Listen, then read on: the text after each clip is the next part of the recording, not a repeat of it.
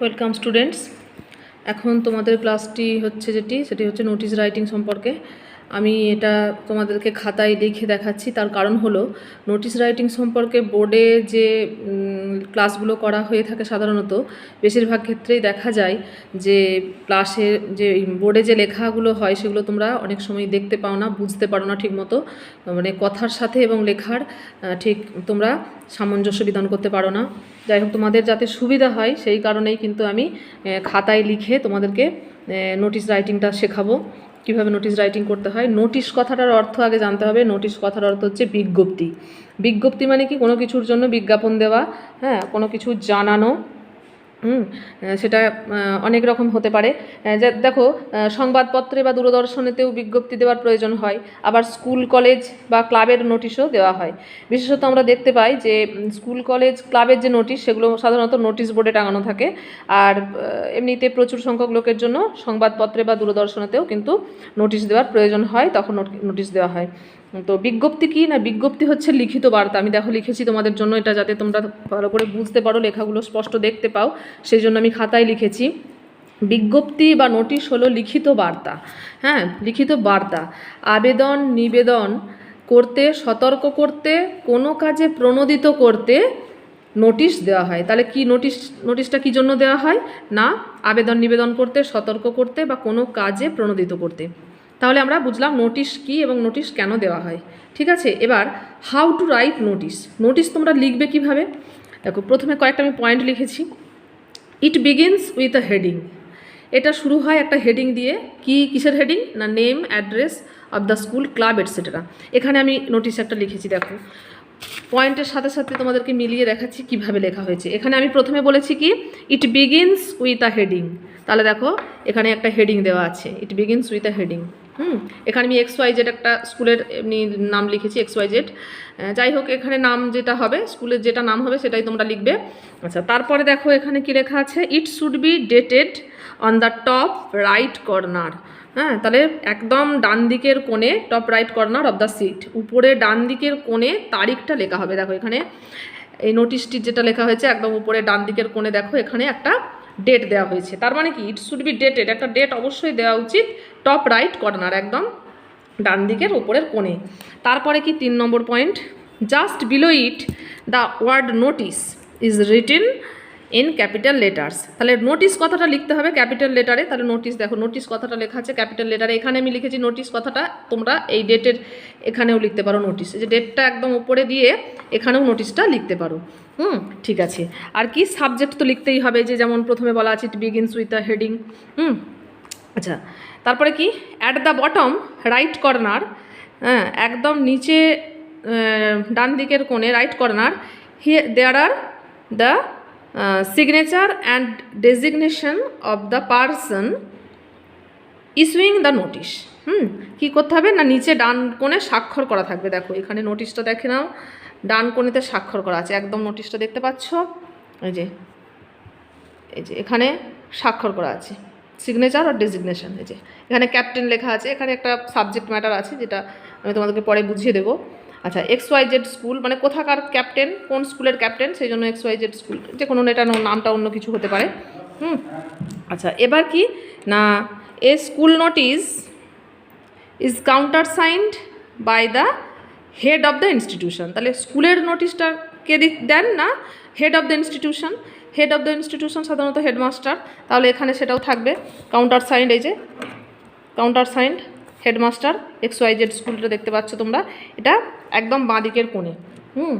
আচ্ছা, তারপরে কি আছে, the notice is generally written in passive construction, it is precise and impersonal in tone.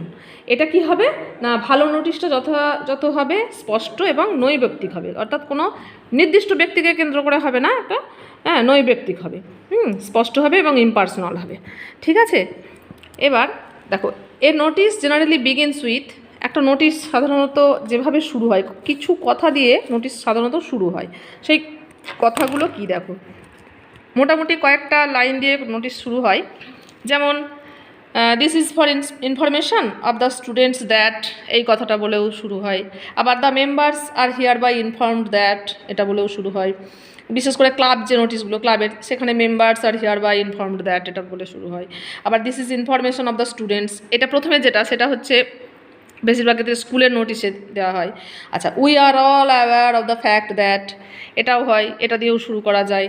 আবার it is known to you all that, আবার it is hereby notified that, এটা স্কুলের ক্ষেত্রেও হয় বা অন্যান্য ক্ষেত্রেও হয়। হ্যাঁ, it's the pleasure to announce that, এইগুলো হচ্ছে কি, এইগুলো এই বাক্যগুলো দিয়ে সাধারণত নোটিশ শুরু করা হয়। ঠিক আছে, আমি আরেকবার বলছি, this is for information of the students that, এই কথাটা বলেও শুরু হয়।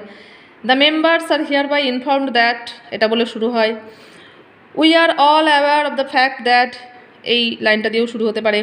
ইট is known to you all that, it is hereby notified that, it's a pleasure to announce that, এই ধরনের সাধারণত লাইনগুলো দিয়ে নোটিশ শুরু হয়।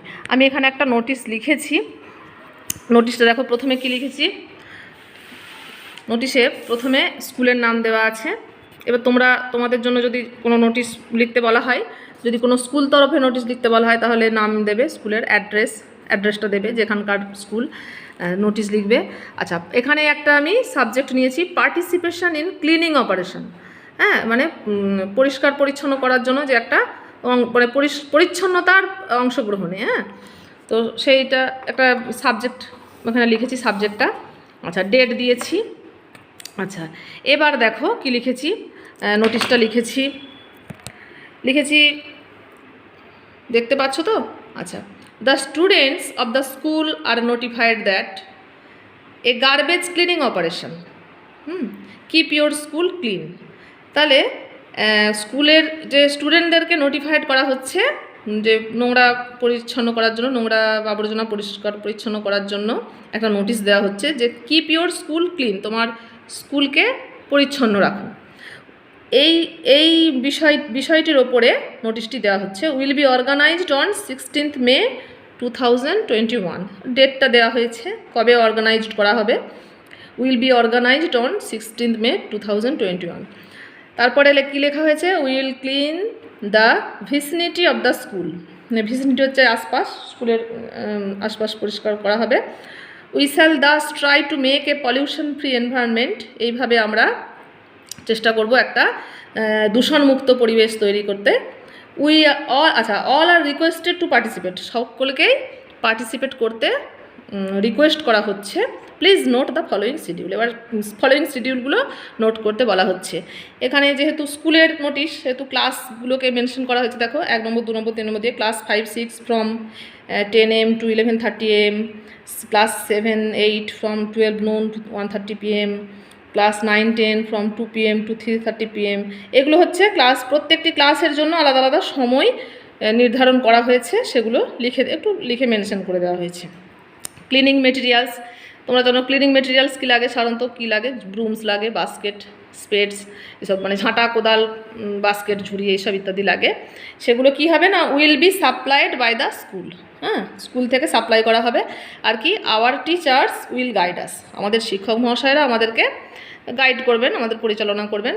আচ্ছা, cooperation is solicited, countersign, cooperation is solicited. আচ্ছা, এই কোঅপারেশনের জন্য বলা হচ্ছে আর কি। আচ্ছা, কাউন্টার সাইন করা হয়েছে। দেখো, যেটা আগে বলেছি যে নিয়মটা, কোথায় কি লিখতে হবে, কাউন্টার সাইন করতে হবে। এখানে হেডমাস্টারের ডান দিকে, এই বাঁ দিকের কোণে যে স্কুলের হেডমাস্টারের সাইন থাকবে, আর এই দিকে ডান দিকের কোণে এই যে ক্যাপ্টেন। আচ্ছা, এখানে suppose you are a captain, এই যে নোটিশটা, এই নোটিশটা কোন সাবজেক্টের উপর দেওয়া হয়েছে না, তোমাকে বলা হয়েছে যে suppose you are a captain, হ্যাঁ, ক্যাপ্টেন অফ কি, তোমরা পার্টিসিপেশন ইন ক্লিনিং অপারেশন, এই যে ক্লিনিং অপারেশনে যে পার্টিসিপেট করানো হচ্ছে এর তুমি ক্যাপ্টেন, হ্যাঁ, সেই জন্য তুমি নোটিশটা লিখছো। এখানে তোমার তুমি যে ক্যাপ্টেন, অর্থাৎ যে ক্যাপ্টেন তার সাইন থাকবে, দিয়ে তার তলায় স্কুলের নাম থাকবে। তো বুঝতে পারছো, এইভাবে একটা নোটিশ কিন্তু লেখা হয়। তাহলে প্রথমে কি লিখবে না, হেডিংটা লিখবে নাম, অ্যাড্রেস, স্কুলের অ্যাড্রেস, বা ক্লাব যদি হয় তার ক্লাবের নাম থাকবে। হ্যাঁ, তারপরে কি হবে, ডান দিকের কোণের তারিখ এবং নোটিশ বলে লিখতে হবে যে নোটিশ, হ্যাঁ, নোটিশ, এইটা এই নোটিশ শব্দটা ক্যাপিটালে লিখতে হবে। তারপর ডেট তো অবশ্যই দিতেই হচ্ছে ডান দিকের কোণে। তারপর যে বিষয়টি লিখবে, বিষয়টি উল্লেখ করে, মানে কিসের ওপর নোটিশটা দেওয়া হচ্ছে সেটার বিষয়টি লিখে, আচ্ছা, তার নিচে সাইন করতে হবে। ঠিক আছে, এই হচ্ছে নোটিশ। তো আশা করি তোমরা বুঝতে পারছো যে নোটিশটা কিভাবে লেখা হয় এবং কেন নোটিশ দেওয়া হয়, এবং নোটিশটা খুবই গুরুত্বপূর্ণ, আমাদের অবশ্যই শেখা উচিত।